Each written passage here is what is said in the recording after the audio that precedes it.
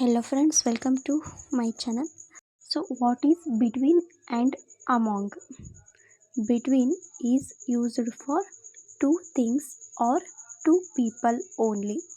So ಬಿಟ್ವೀನನ್ನು ಎರಡು ವ್ಯಕ್ತಿಗಳು ಅಥವಾ ಎರಡು ವಸ್ತುಗಳು ಇದ್ದಾಗ ಬಿಟ್ವೀನ್ ಯೂಸ್ ಮಾಡಬೇಕು. And among is used for 3 or more things or more people.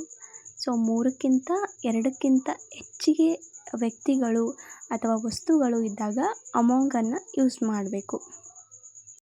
Example, between, I am choosing between 2 shirts. ನಾನು 2 ಶರ್ಟ್ಗಳ ನಡುವೆ ಆಯ್ಕೆ ಮಾಡುತ್ತಿದ್ದೇನೆ. ಸೊ ಇಲ್ಲಿ 2 ಶರ್ಟ್ಸ್ ಇದೆ, ಅದಕ್ಕೋಸ್ಕರ ಬಿಟ್ವೀನ್ ಯೂಸ್ ಮಾಡ್ತೀವಿ.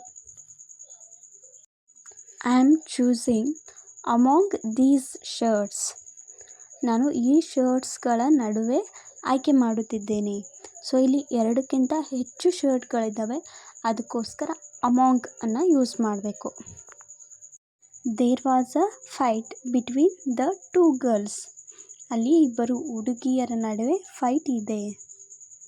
There was a fight among the girls. ಅಲ್ಲಿ ಹುಡುಗಿಯರ ನಡುವೆ ಫೈಟ್ ಇದೆ. She stood between her mother and father. ಅವಳು ತನ್ನ ತಂದೆ ಮತ್ತು ತಾಯಿಯ ನಡುವೆ ನಿಂತಳು. She stood among her family. ಅವಳು ತನ್ನ ಕುಟುಂಬದ ನಡುವೆ ನಿಂತಳು. There is a pen between 2 books. ಅಲ್ಲಿ 2 ಬುಕ್ಗಳ ನಡುವೆ ಒಂದು ಪೆನ್ ಇದೆ. There is a pen among a box. ಅಲ್ಲಿ ಪುಸ್ತಕಗಳ ನಡುವೆ ಒಂದು ಪೆನ್ ಇದೆ. The book was distributed between 2 boys. The books var distributed among the students.